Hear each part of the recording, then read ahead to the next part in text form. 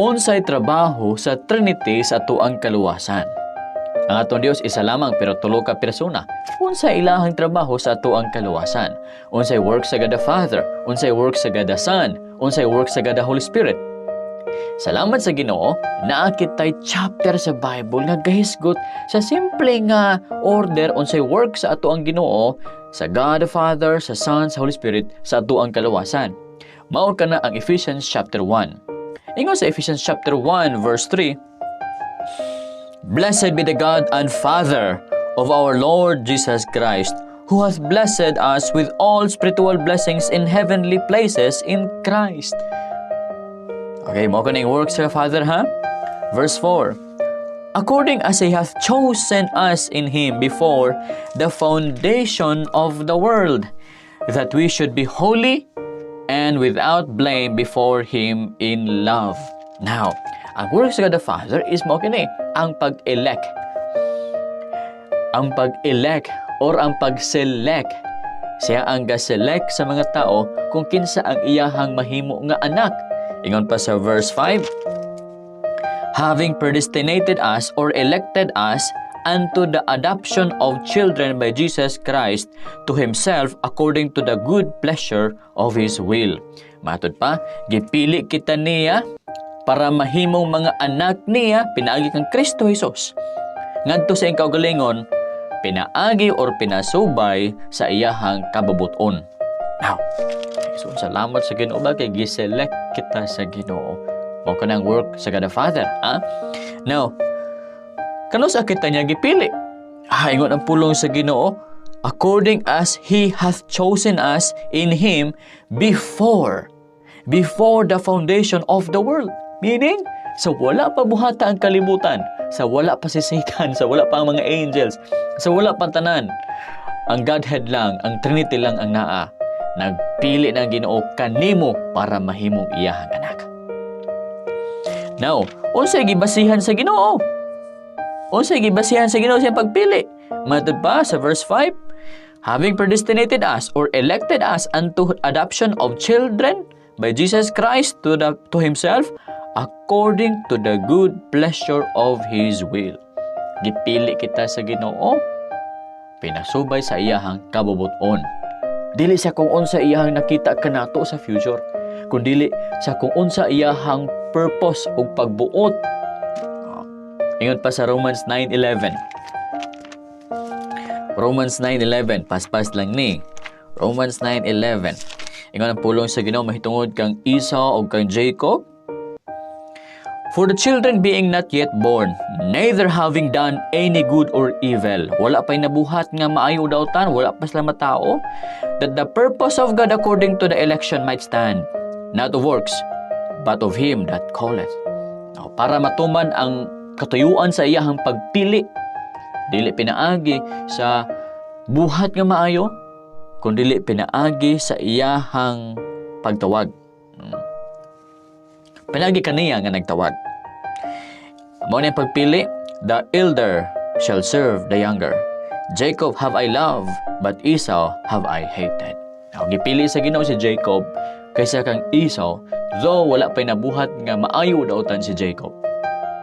So, ang pagpili sa Ginoo, ang iyahang selection o iyang election, kabase sa iyahang purpose o sa iyahang kababuton. Mao ka na ang work sa God the Father. Gipili kita sa Ginoo usab di ay para mahimong balaan. Usa magbalaan kita mga igsoona, matod pa diri matod pa diri that we should be holy and without blame before Him in love. Balaan kita. Gusto sa Ginoo nga mahimo kitang balaan, busa gipili kita niya. Gipili kay aron hilahion. Ang meaning sa pagkabalaan is pagkalahi. So gipili para ilahi para diha kaniya, no? Diha sa gugma. Okay. Mao ang works of the Father, selection. Ikaduha, unsay work na pud sa God the Son. Now, ambag-ambag lang ta ha, pero mao ni ang thought. Wala ko na wrong interpretation ni ani. Insakto kini. Laro kita sa 7. In whom, ang creeper ng whom si Jesus, diha kaniya, we have redemption through His blood, the forgiveness of sins according to the riches of His grace. in whom na tungod kay kung basahin nimo ang verse 5, ang gisgutan diha is gipili kita sa Ginoo pinagang nga Kristo Jesus. Dayon pag-abot sa 7, in whom we have redemption through His blood, the forgiveness of sins according to the riches of His grace. Nakita redemption through His blood. Kinsa ni nga blood? Of course, Jesus Christ. So, no need to mention kung kinsa nga person, that is Jesus Christ. So, sa verse 7, ang Bible guys, gut mahitungod sa work ni Jesus Christ. Nakitay kaluwasan, katubsanan diha sa iyahang dugo. Mao kini ang kapasayloan sa itong mga sala, pinasubay sa kadagkaya sa iyahang grasya. Now, mao kini, nakita sa merkado sa pagpakasala. Gikuha kita ni Kristo ug ang iyahang gibayad para maluwas kita sa merkado sa pagpakasala, mao ang iyahang dugo. We call this sacrifice. Gisacrifice ni Jesus ang iyahang self para iyaha kitang ma-redeem, maluwas gikan sa merkado sa pagpakasala, gikan sa kapungot sa Ginoo. So, mao kini ang work sa gadasan, sacrifice. Ang work sa gada Father, selection. Ang work sa gadasan, sacrifice. Now, kung atong basahon ang verse 8, 9, 10 is about kini gihapon sa mga panalangin nga gihatag sa Ginoo kanato diha sa iyang pagpili kanato. Lalo kita sa verse 13. Mao kini ang work sa Holy Spirit, mga igsoon. In whom you also trusted. In whom you also trusted, kining whom garefer gyapon ni ka Jesus Christ, basa sa verse 12, that we should be to the praise of His glory, who first trusted in Christ. In whom you also trusted. Si Christ kining sa 12, nagasali kita kan Jesus Christ. Ngunit sa verse 13, in whom you also trusted. Nagasali kita kan Jesus. After that ye hear the word of truth, the gospel of your salvation, in whom also after that ye believe, ye were sealed with the Holy Spirit of promise. Now, ang work nga naa sa verse 13 is kani, sealing, pagpatik. Kinsay gapatik? Ang Balaang Espiritu. Namo kini. Ang work sa God the Father is selection.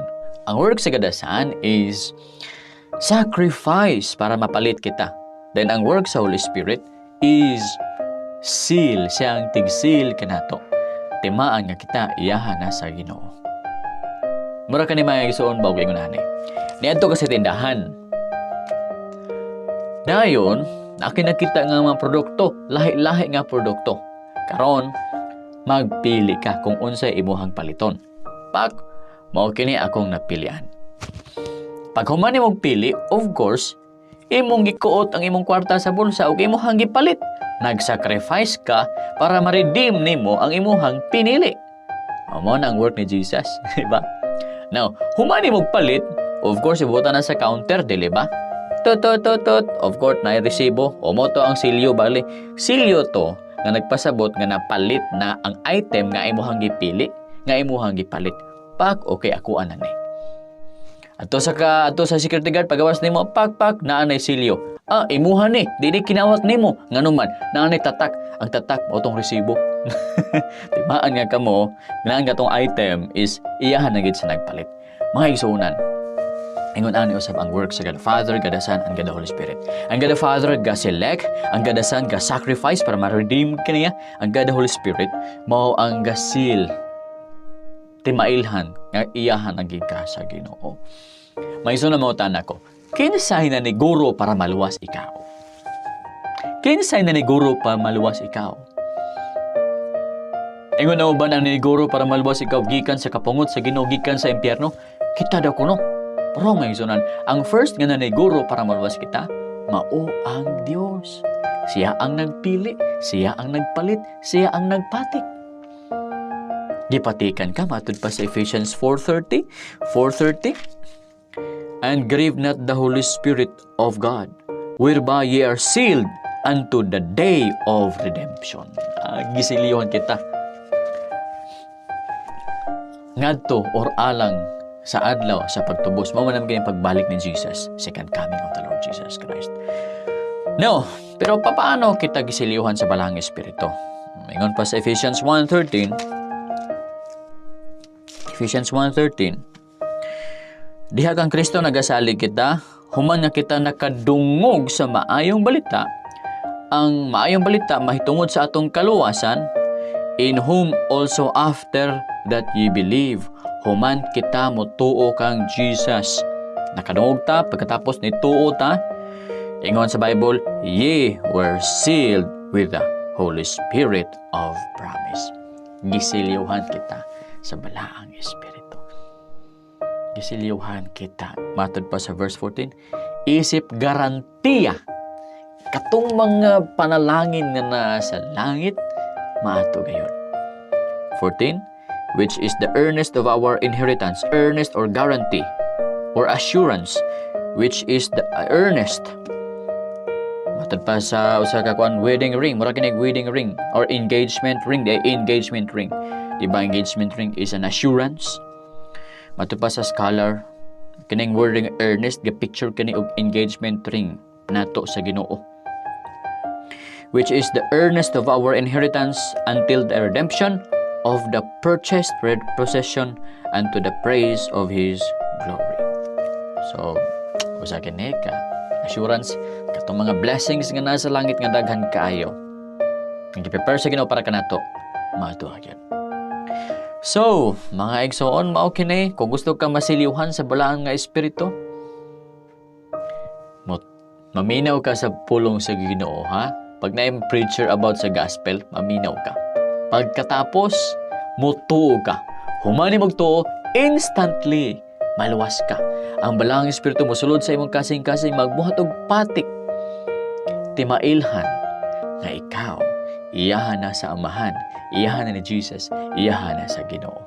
Ug dili na ka sa Ginoo ilabay pa, di na mawala imong kalawasan, kaya imuhang patik, madto pa sa Ephesians 40, is unto the day of redemption. Salamat sa inyong pagpaminaw, dalagon ng Ginoo. This is the Truth Bible Program.